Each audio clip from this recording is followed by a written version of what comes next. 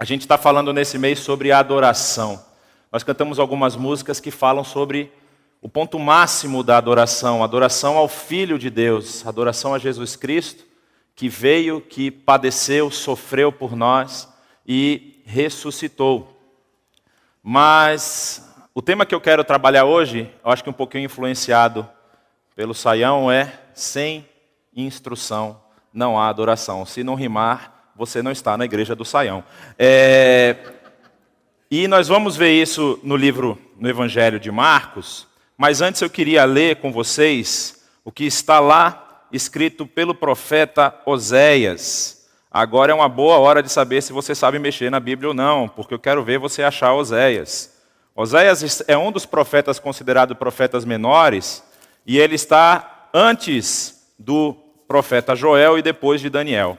No capítulo 4 do seu livro, do livro de Oséias, ele faz um alerta, um aviso, ele dá um aviso a Israel. Na verdade, esse não é tanto quanto um aviso, mas uma sentença, por conta do abandono de Israel, de seguir as coisas que o Senhor preparou para o seu povo. Vocês conhecem a história de Israel. Israel tinha uma função muito clara dentro da história da humanidade, e a Bíblia vai nos mostrar como Israel se desviou dessa história. E Oséias vai dizer, lá no verso de número 6, só a primeira parte, ele fala o seguinte: o meu povo foi destruído por falta de conhecimento. E aí, quando nós vemos Oséias, ele vai contar a história muito marcante do que Deus fez com o povo para que o povo se voltasse a ele. Ele vai mostrar quais foram os motivos dessa destruição, porque o povo não buscou o conhecimento verdadeiro que estava no Senhor. Lá no Evangelho de Marcos, nós vamos ver uma história que apresenta isso. Apresenta como, muitas vezes, apesar de nós acharmos que estamos bem, de acharmos que estamos caminhando do lado do Senhor, que nós estamos obedecendo os seus mandamentos e caminhando com Ele. Agora nós temos imagem. Muitas vezes a gente pode pensar que estamos fazendo tudo certo. E é interessante que o que aconteceu nesse capítulo específico de Marcos, que nós vamos trabalhar, vai mostrar que aconteceu com os próprios discípulos. Estamos falando dos 12. Mas um pouquinho sobre o livro de Marcos, o Evangelho de Marcos. Eu gosto muito de trazer um pouco do background do Evangelho para a gente poder se situar. O Evangelho, a autoria é pensada, ou vamos dizer assim, 99% de chance, segundo os historiadores, de que seja João Marcos, que é citado no capítulo 12 do livro de Atos.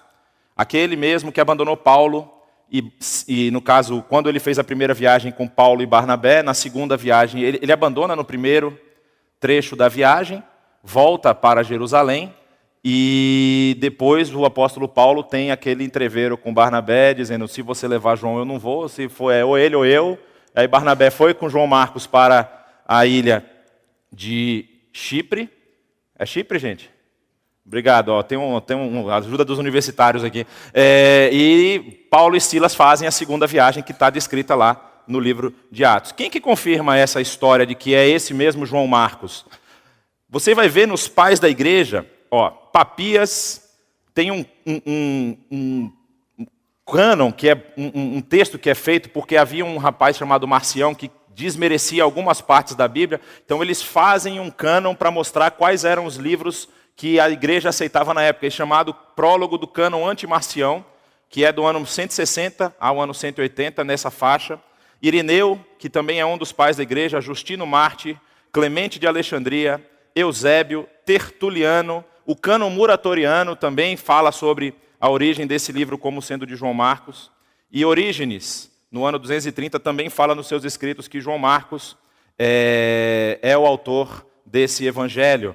E esse testemunho vem de 3 regiões distintas, da Ásia Menor, o que hoje é chamado de Turquia, da Itália, onde o próprio João provavelmente escreveu, vocês vão ver lá embaixo que o local da escrita desse livro provavelmente foi Roma, e também da cidade de Alexandria, onde havia uma comunidade judaica que depois foi com um número alto de conversões, criou também uma comunidade cristã. Interessante que Irineu, que é bem à frente, né? Na verdade, não Irineu, Eusébio, que é do ano 326, eu confundi Eusébio, ele comenta uma das cartas de Papias, onde Papias afirma que o ancião, olha só a fila, calma que vocês não se perdem aqui não. O Eusébio fala que Papias comenta sobre o ancião. Quem era o ancião? Papias foi discípulo de João Batista, na cidade de Éfeso. E o ancião era João Batista, ele era conhecido na época da sua aprisionamento e morte como o ancião da igreja que havia ali naquela cidade. E ele comenta que João confirma que João Marcos escreveu o evangelho, e o escreveu de onde? Das falas de Pedro. Era aqui que eu queria chegar.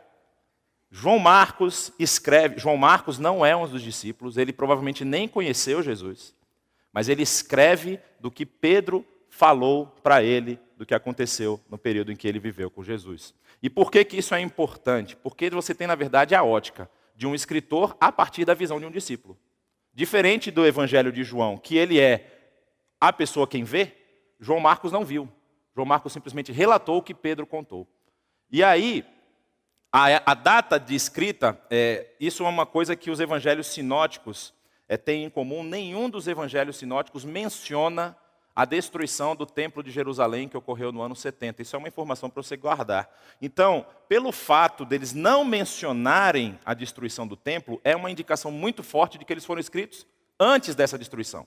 A destruição é no ano 70. Então é bem provável que todos os evangelhos já estivessem terminados antes do ano 70. A ideia de que ou João Marcos escreveu antes da morte de Pedro, que se dá entre 63 e 67, há uma dúvida com relação a essa data, ou depois da morte. No caso, eu falei após aqui, porque eles acham que ele começou a escrever antes de Pedro ter morrido e talvez completou o seu trabalho depois que Pedro veio morrer. E a outra possibilidade é que depois da morte do apóstolo Paulo, que se dá por volta de 67 e 68.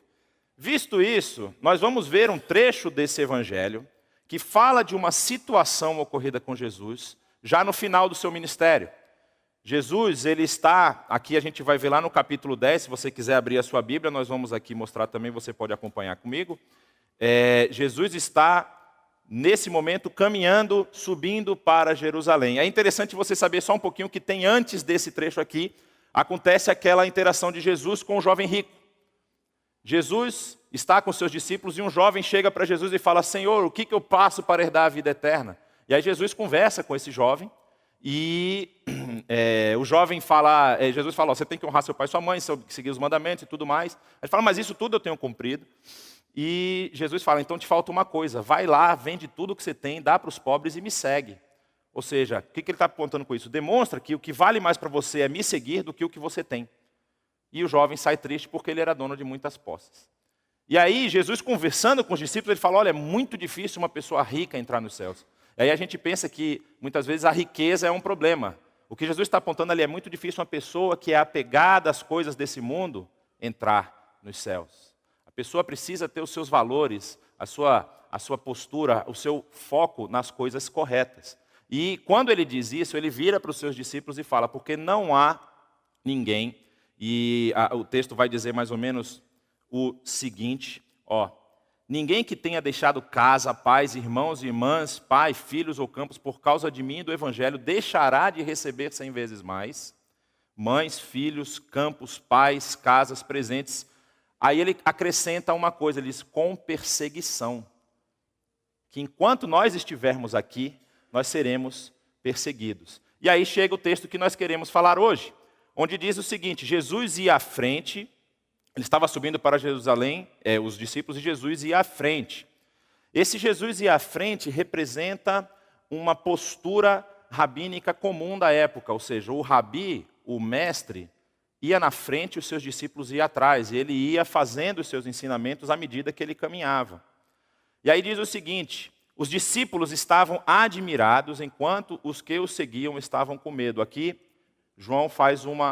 Marcos faz uma distinção entre dois grupos dentro desse povo que acompanhava Jesus. Aqueles que eram mais próximos de Jesus, os discípulos, e os que estavam mais atrás, que estavam com medo. E foi exatamente essa palavra aqui, admirados, que me fez falar sobre esse texto. Porque quando eu falei assim, mas como assim os discípulos estavam admirados e o resto estava com medo? O verbo aqui é o mesmo, nos dois casos. É o mesmo verbo. O verbo admirados e medo, na verdade, o admirados a gente traduz muitas vezes como uma coisa assim de, nossa, como eles estão achando legal isso. Jesus está caminhando e olha, nós estamos acompanhando o Mestre. Não é bem isso. Aqui os discípulos já tinham uma noção mais ou menos exata do que Jesus vinha falando o tempo todo. Que Jesus falando que ele seria entregue nas mãos dos fariseus e seria morto. E eles estavam, na verdade, não era uma admiração, era uma perplexidade. Caramba, ele está caminhando mesmo para a própria morte. E a gente está aqui com ele. Aí, diz que depois de Jesus ter passado esse período com seus discípulos e caminhando, eles admirados que Jesus, autoritariamente, com autoridade e, vamos dizer assim, voluntariamente, ele caminhava, ele não foi preso, ele não foi carregado, ele estava caminhando para o lugar onde o pessoal sabia que ele seria preso. Isso causou neles uma perplexidade e talvez aí o medo é explicado, porque aqueles que estavam ao redor sabiam o que acontecia com os que eram presos. Eles já tinham visto crucificação, já tinham visto outros tipos de morte causados pelo Império Romano e até mortes causadas pelos próprios religiosos. E esse medo e essa admiração se misturam. Quando o discípulo ele olha para o seu mestre, vê o mestre falando, não, essa é a missão que eu tenho que cumprir, eu vou lá. E aí aparenta que está tudo bem, tipo assim, não, eu vou seguir o meu mestre, porque eu acho que ele vai dar um jeito lá na frente. E às vezes, muitas vezes a gente faz isso, a gente está caminhando com a igreja, não tem noção do que a igreja pode vir a passar, mas não, que nada, Deus vai resolver tudo lá na frente, vai ser tudo tranquilo.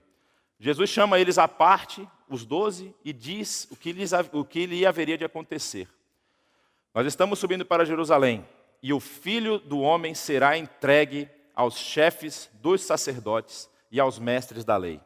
Eles o condenarão à morte e o entregarão aos gentios, que zombarão dele, cuspirão nele, o açoitarão e o matarão. 3 dias depois, ele ressuscitará. Repare que aqui é um relato de Marcos a respeito do que Pedro falou para ele.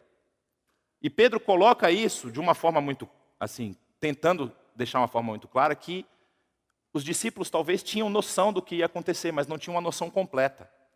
Jesus foi muito claro na mensagem dele aqui. Ele não tinha como deixar mais claro para os discípulos. Ele falou, olha, talvez, pode acontecer um tumulto lá, vocês fiquem espertos. Jesus falou exatamente o que ia acontecer. O que vai acontecer é isso aqui, ó. Serei condenado à morte, serei entregue aos gentios, eles vão zombar, eles vão cuspir, eles vão açoitar e eles vão matar. E muitas vezes, nós nos cegamos para a realidade da igreja. Nós nos cegamos para a realidade que a igreja vai passar nos últimos dias. Apesar de nós termos sinais claros de que a igreja será perseguida, de que a igreja será afrontada, e aqui corrobora com aquele texto que eu li antes sobre o jovem rico, quando Jesus fala da riqueza, vocês serão perseguidos. Vocês serão perseguidos. Mas muitas vezes nós não entendemos o que isso reflete na minha adoração. Porque às vezes eu acho que só pelo fato de eu estar caminhando com o mestre, essas coisas não vão acontecer. E eu não me posiciono, eu não me preparo, eu não alinho a minha vida para esse tipo de realidade. E eu não quero aqui ser pessimista. A igreja, ela é gloriosa, não pelo poder da própria igreja, mas pelo poder daquele que a salvou. Ela vai ser triunfante no fim dos tempos. Mas não significa que não vamos passar perseguições aqui. E se nós não tivermos o nosso foco preparado para isso, quando vem a adversidade, vocês lembram o que aconteceu quando prenderam Jesus? 12 discípulos. Um trai, um nega, 10 fogem. Não ficou ninguém. Não ficou ninguém com o mestre. Por que Pedro não abraçou Jesus e falou assim, vai matar ele, vai ter que me matar também? Não ficou ninguém. Enquanto nós não entendermos qual é o papel da igreja aqui nessa terra e o que pode acontecer com ela, nós vamos ter uma adoração superficial. nós vamos caminhar ao lado do mestre, nós vamos andar com ele, mas na hora que o bicho pegar, vai ser cada um por si. Vocês querem ver o que eu estou falando? Olha isso aqui. Aí vem os sem noção. Nisso, Tiago e João, vocês já ouviram aquela musiquinha Pedro, Tiago e João num barquinho no mar da Galileia? O Pedro não está, porque ele está narrando a história, mas o Tiago e João estão aqui. São esses dois aí. Tiago e João, os filhos de Zebedeu, aproximam-se dele e dizem: Mestre, olha como eles são respeitosos. Mestre, queremos que nos faças o que vamos pedir. O que querem que eu lhes faça? Perguntou ele. Responderam: permite que na tua glória nos assentemos um à tua direita e outro à tua esquerda. Eu quero dar um jump, Senhor. Esse negócio aí que você falou, ó, como ele diz aqui, né, que vão morrer, zombar, açoitar, matar, cuspir, pula essa parte aí e me coloca lá. Deixa eu ficar com você na tua glória. Meu irmão fica na direita, eu fico na esquerda ou vice-versa. A gente não tem condição de participar da glória sem participar dos sofrimentos. Não dá para pular essa parte. Não dá para pular. E aí eu volto a fazer esse alerta.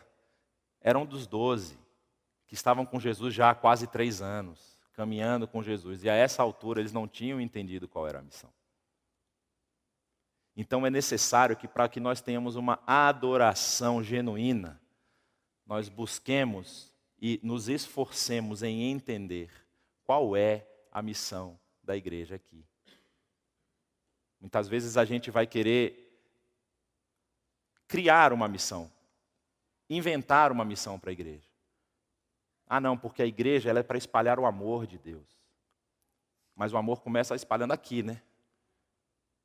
O amor começa passando por mim. Então quando eu estiver cheio de amor, aí talvez eu consiga derramar o meu amor para as outras pessoas. Ou então, Deus vai nos dar em abundância. Ele falou lá, ó, nós vamos ter 100 vezes mais casas. Cadê as minhas? Eu não sei onde estão as minhas casas, porque não chegou ainda. Cadê os meus novos amigos? Cadê a minha família? A gente não pode tentar tapar o sol com peneira. Tudo isso que foi escrito para que nós tenhamos noção certa de qual é o caminho que nós temos que trilhar. E aí Jesus, eu imagino a cena, assim, Jesus recebendo uma pergunta dessa, assim. Ele está lá falando, olha gente, realmente vai acontecer isso, eles vão me bater, vão me açoitar, vão cuspir. Aí vem 2 e fala, ó Senhor, deixa eu sentar do seu lado direito, do seu lado esquerdo. Eu imagino que se Jesus fosse brasileiro e tivesse ouvindo uma pessoa falando isso, a reação dele seria botar a mão na cabeça assim, e falar, meu Deus, 3 anos e nada. Que onde é que eu amarrei meu jegue? 3 anos e esse pessoal não entendeu ainda. Aí Jesus vai tentar, devagar, com calma, abrir os olhos deles. Ele fala o seguinte, vocês não sabem o que estão pedindo. Podem vocês beber o cálice que eu estou bebendo, ou ser batizados com o batismo com que eu estou sendo batizado? Podemos, responderam eles. Ou seja, para participar da glória de Deus, qualquer coisa está valendo. Vamos para frente. Que é isso, a gente bebe, batiza, aqui como é, onde é que tem água, o que você precisa, o que a gente vai fazer? Aí Jesus diz, vocês beberão o cálice com que eu estou bebendo e serão batizados com o batismo com que eu estou sendo batizado. É interessante que, quando nós vamos ver quem são as pessoas que fazem essa pergunta, que é justamente Tiago e João, Tiago é o primeiro dos 12 a morrer. Você tem Estevão, que é o primeiro mártir da igreja cristã, mas o primeiro dos 12 a morrer decapitado é Tiago. E o último a morrer é João. Um abriu e o outro fechou, os apóstolos. E aí, ele está apresentando para a igreja, falando, vocês realmente vão passar por isso tudo que eu falei, só que vocês estão com foco ainda só na glória. Vocês estão com foco só no posterior. Mas para chegar no posterior, vocês vão ter que passar pelo que eu passei. Vocês vão ter que enfrentar o que eu enfrentei. Mas o assentar-se à minha direita ou à minha esquerda não cabe a mim conceder. Estes lugares pertencem àqueles para quem foram preparados. E aqui é uma questão muito mais do que histórica, né? Isso aqui às vezes foi entendido como falando dos dois ladrões na cruz. Jesus está referindo aqui àqueles dois homens que vão estar um da sua direita e outro à sua esquerda. Mas não é só isso. Jesus está dando um recado muito mais importante aqui. Ele está falando assim, aqueles que vão participar da minha glória só vão ser conhecidos, já são conhecidos, na verdade, pelo meu Pai. Meu Pai já sabe quem eles são. E Ele é quem concede isso a eles. A mim está o cumprir a missão. A mim, Jesus, está o morrer pelas pessoas. Quem traz, ou quem retira essas pessoas dessa situação é o meu Pai. Então não é simplesmente eu chegar para Jesus e querer falar com Ele e dizer, Senhor, deixa eu sentar na tua direita ou na tua esquerda. Não é simplesmente passar por isso para que eu vá participar da glória do Senhor. Isso precisa acontecer através do poder de Deus.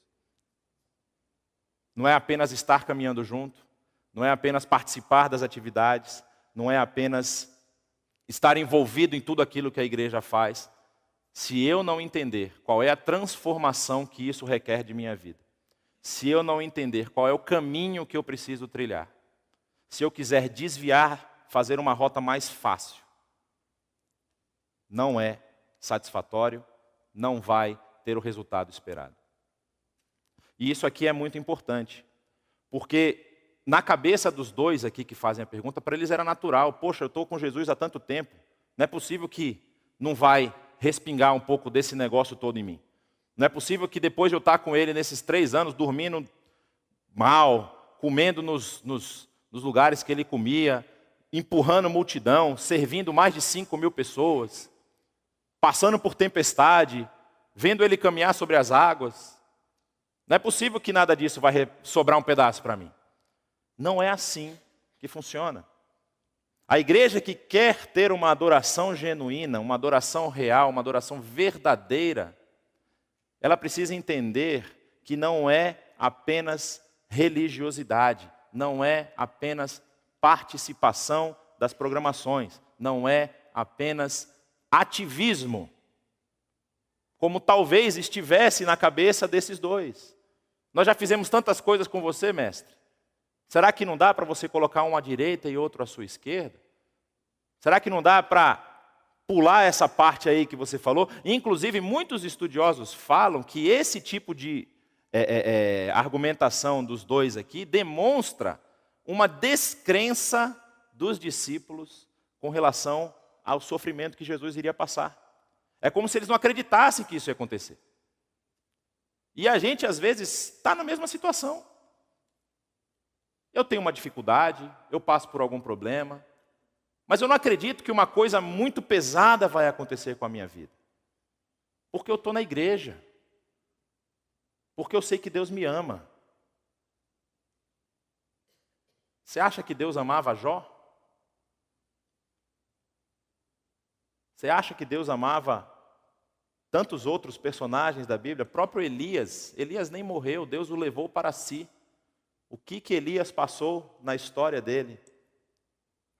Essa semana eu estava conversando com uma pessoa e eu lembrei do caso do apóstolo Paulo.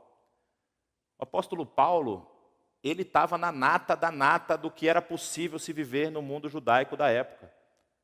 Ele era do Sinédrio, ele tinha autorização para prender cristãos, ele era uma pessoa admirada pelo que ele fazia. Quando o apóstolo Paulo tem o seu encontro com Jesus, ele tinha 2 caminhos. Ou ele seguia o que Jesus estava falando com ele, ou ele abandonava tudo. Não vou entrar nas questões aqui de determinação calvinista, por favor. Não é o momento para isso. Deus fala, através de Ananias, que é o profeta que vai lá orar por ele, que tinha muita coisa que ele precisava passar em prol do Evangelho. E Paulo passou por tudo isso. E em nenhum momento Paulo renegou a sua fé. Paulo, que estava na nata da sociedade judaica da época, foi açoitado, foi preso, foi apedrejado, foi picado por cobra. E nada disso abalou a sua fé. Quantas coisas têm acontecido na nossa vida que a gente já coloca Deus em xeque? Senhor, eu acho que esse negócio aí que você está falando para a gente não está muito certo, não. Não está dando certo comigo.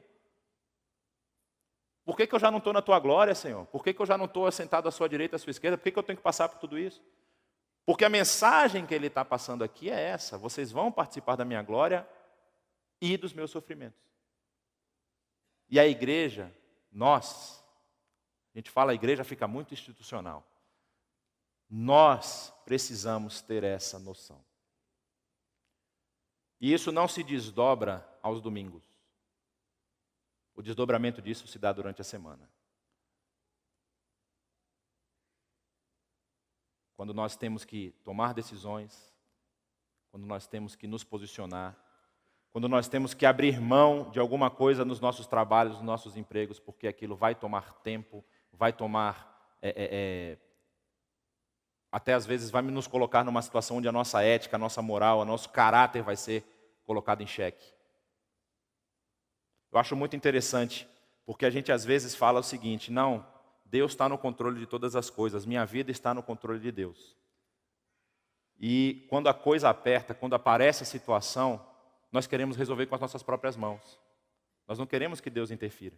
Porque nós não queremos passar pelo sofrimento de ter que mudar de emprego, pelo sofrimento de ficar até desempregado, pelo sofrimento de ter que enfrentar um filho numa decisão errada que ele está tomando, pelo sofrimento de nos indispormos com uma situação indigna e injusta. E nós queremos passar por essa vida surfando, na crista da onda. Mas depois não quer tomar o caldo, que uma hora a onda acaba. E você vai cair. Aí é que está a questão: qual é o papel da igreja? Como a igreja adora? Basta fazer parte do corpo, fazer parte das atividades, fazer parte disso? Ou eu preciso estar preparado e com a minha mente apontada para esse sofrimento? E eu não estou aqui querendo dizer que se você não sofre, você não está vivendo. Por favor. Deus pode estar te dando uma oportunidade única, ímpar, de você passar por um período da sua vida onde você está bem, onde a sua vida está bem, onde o seu trabalho está bem. Talvez essa é a oportunidade que você tem mais de abençoar as outras pessoas. Porque eu garanto para você que aqui nesse salão, sem contar os que nos veem na internet, tem muita gente sofrendo. E de repente você vai ser esteio para uma pessoa dessa. Ah, mas eu não quero me indispor. Ah, minha vida está tão legal.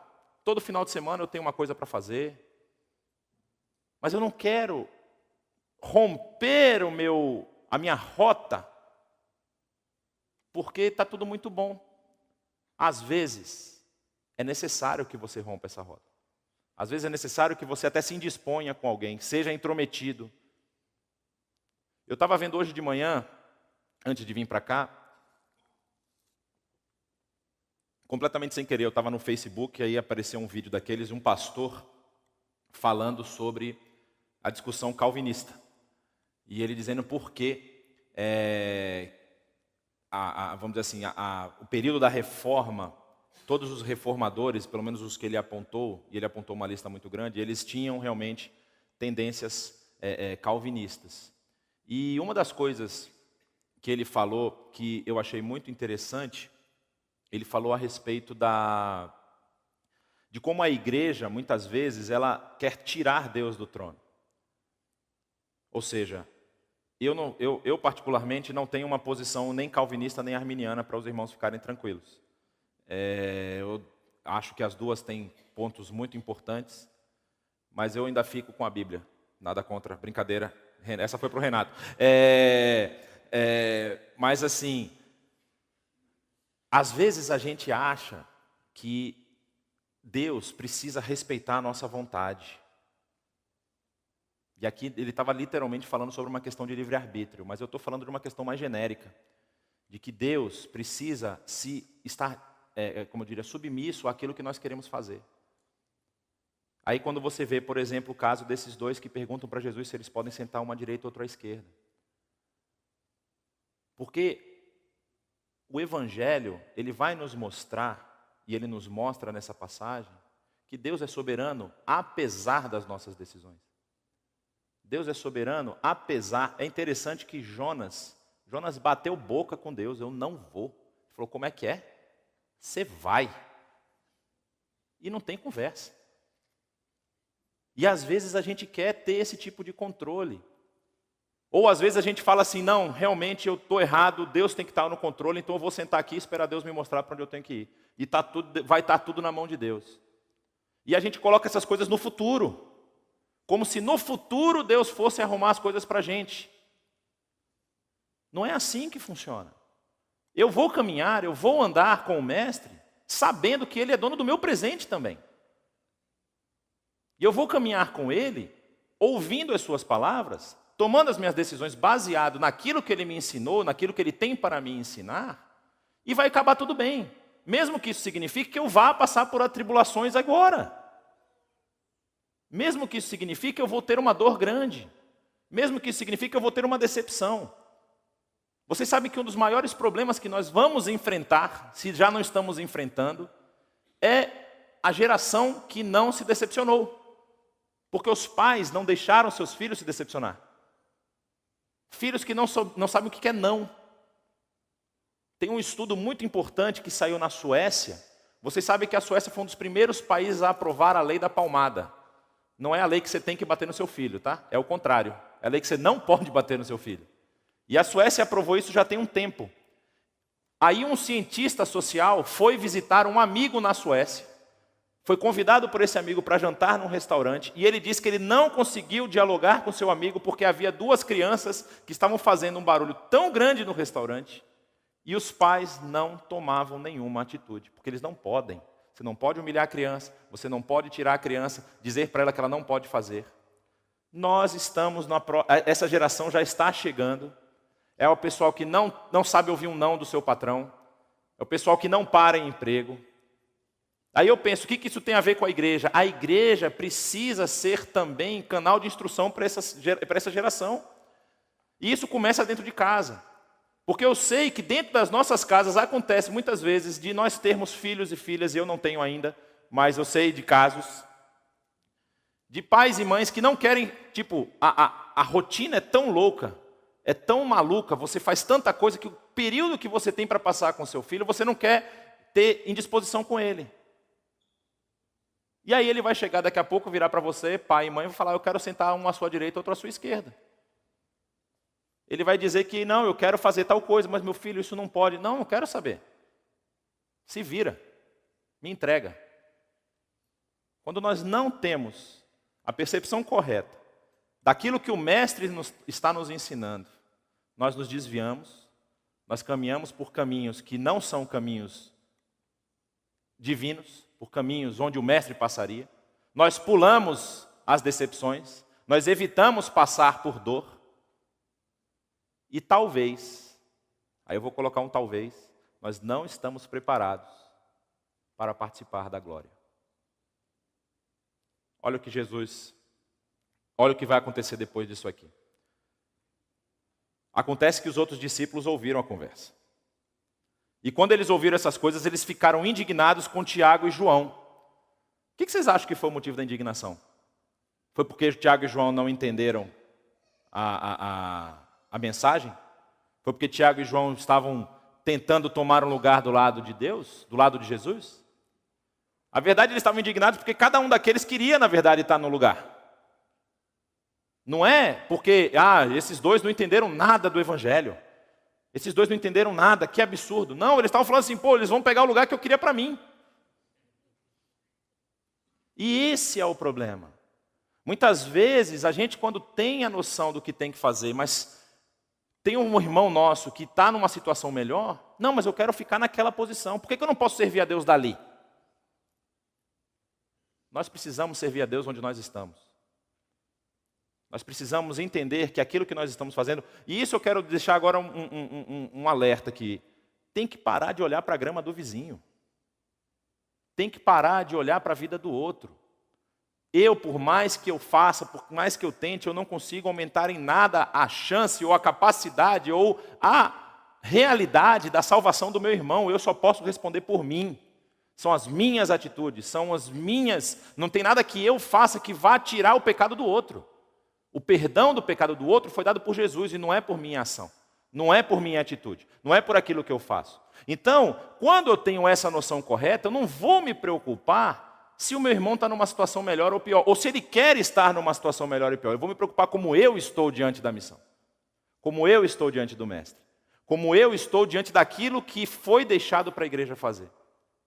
E aí os discípulos ficam indignados. Aí Jesus vai dar talvez a maior lição da missão da igreja. Fala, olha, já que ninguém está entendendo nada aqui, vem cá, senta aqui que eu vou falar para vocês de novo. Vocês sabem que aqueles que são considerados governantes das nações as dominam e as pessoas importantes exercem poder sobre elas. Não será assim entre vocês. Ao contrário, quem quiser tornar-se importante entre vocês, deverá ser servo. E quem quiser ser o primeiro, deverá ser escravo de todos. A palavra é doulos mesmo, é escravo. Não é um eufemismo, ele está falando do escravo que havia na época. Você vai ser como um escravo para o seu irmão. Você vai ser servo dele como um escravo dele. Vocês já imaginaram que bênção seria se cada um de nós... Imagina, eu sou escravo de quem está ao meu redor, mas eu tenho vários escravos que são escravos meus. Nós mutuamente nos serviríamos. Nós mutuamente adoraríamos a Deus, sendo escravos uns dos outros, servos uns dos outros. Mas aí a gente quer só a segunda parte. Quero que todo mundo seja meu escravo. E eu não quero me colocar como servo de ninguém, como escravo de ninguém. Pois nem mesmo o filho, aí é que há o tapa na cara de todo mundo, né? Porque nem mesmo o filho do homem veio para ser servido, mas para servir e dar a sua vida em resgate por muitos. Então, meus queridos, você percebe que Jesus, no final do seu ministério, na caminhada, no que a gente chama de death row, né? O corredor da morte, Jesus está caminhando para o seu martírio e ele tem que parar para ensinar tudo de novo para os seus discípulos. Talvez essa seja uma realidade que a gente não tenha consciência de que nós estamos sempre aprendendo. Nós precisamos sempre reavaliar, nos reposicionar, ver onde estamos caminhando, para saber se nós estamos caminhando corretamente. Nós percebemos aqui que havia ainda dúvidas, ou havia ainda talvez uma falta de entendimento de qual era a missão de Jesus aqui. E muitas vezes nós podemos estar na igreja, caminhando, participando, louvando, cantando, vindo para cá, e não estamos adorando. Porque nós não entendemos qual é o papel da adoração na igreja. Nós entendemos qual é a verdadeira adoração de um cristão dentro da sociedade que nós estamos inseridos. E quando Jesus aponta que a única forma de nós vivermos entre nós é sendo servos uns dos outros, ele está dando a cartada final. Fala, olha, esqueçam esse negócio de poder, esqueçam esse negócio de autoridade. Vocês vão participar dos meus sofrimentos. Vocês vão participar das minhas dores. Mas vocês vão fazer isso melhor se vocês entenderem que a missão de vocês é ser servos uns dos outros. Porque quando um estiver baixo, o outro vai ajudar. E quando você baixar, o outro vai te ajudar. Essa é a verdadeira adoração. Adoração é seguir fielmente os ensinos do Mestre. Adoração é buscar conhecimento, buscar instrução, buscar sabedoria nas palavras do Mestre, nos escritos do Antigo Testamento, para que nós possamos ser mais felizes quando nós tomarmos as nossas decisões. Não é simplesmente entregar as coisas nas mãos de Deus e falar, Senhor, resolve. Senhor, por favor, pula essa parte aí do sofrimento. Nós vamos enfrentar isso. Eu tenho caminhado um pouco e a gente vê que tem lugares onde você fala assim, aquele lugar está perdido. Não tem como o evangelho prosperar em umas certas condições. E aí nós recebemos informações de que os lugares onde há mais perseguição são os lugares onde o evangelho tem mais crescido. A Europa, que tem recebido hordas e hordas de refugiados, muitos deles com uma missão muito definida. Não pense que são apenas refugiados que estão passando por dificuldade nos seus países. Tem gente que está entrando como missionário. Missionário de outras religiões, especialmente do islamismo. E nesses ambientes tem havido um número enorme de conversões. De vez em quando eu particularmente acho que está faltando uma perseguiçãozinha para a igreja. Para o pessoal acordar e se reposicionar, para o GPS voltar a pegar a direção. que a gente às vezes está tão envolvido no mundo que nós vivemos, que nós perdemos o foco e a direção que nós temos que seguir. Deus abençoe a sua vida, que você possa entender que essa não é uma mensagem de desespero. Lembre-se que a igreja ela é vencedora. A igreja ela já venceu, e ela não venceu pelo poder dela, não é pela ação dela, ela venceu pelo poder que há em Cristo Jesus. Mas você precisa fazer parte dessa igreja, nos momentos bons e nos momentos ruins. O futuro é maravilhoso. Quando você lê Apocalipse de 19 em diante, é uma maravilha. É delicioso o que vai acontecer. Mas agora nós estamos aqui, né? E aqui a gente precisa continuar. Baixe sua cabeça. Vamos orar. Pedir para que Deus nos aponte o caminho que nós temos que seguir. Como fechando aqui, diz em Oséias também, capítulo 6, verso 3, ele diz que nós devemos conhecer o Senhor e nos esforçar para conhecê-lo. Pai querido, nós queremos te agradecer por essa manhã, nós queremos te agradecer porque a tua palavra, ela sempre tem algo a nos ensinar, ela sempre tem algo a nos mostrar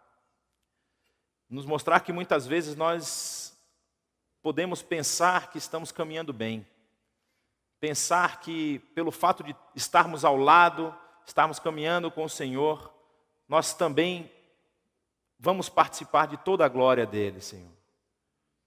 Mas que nós tenhamos força para caminhar também pelo martírio. Que nós tenhamos força para caminhar também no momento de dificuldade, de não colocar em xeque, de não colocar em dúvida o poder que há em Cristo Jesus. Mesmo que nós venhamos a sofrer, Senhor, mesmo que nós venhamos a padecer nessa vida, nós queremos dedicar todos os momentos, todas as ações, todas as nossas atitudes a seguir os teus passos, a conhecer cada vez mais de ti, a sermos sal e luz onde nós estivermos, a sermos servos uns dos outros. Pai, nos transforma o nosso coração, que eu pare de pensar apenas naquilo que me incomoda, naquilo que tem me trazido dificuldade, e que eu seja, Senhor, um sustento para o meu irmão, que eu seja servo dele, que eu possa servi-lo com as minhas habilidades, com a minha capacidade, e que eu possa espalhar o teu amor na vida dele e de todos aqueles que estiverem ao meu redor. Nos usa a cada momento, Senhor. Nós oramos assim, agradecidos por tudo, no nome de Jesus. Amém.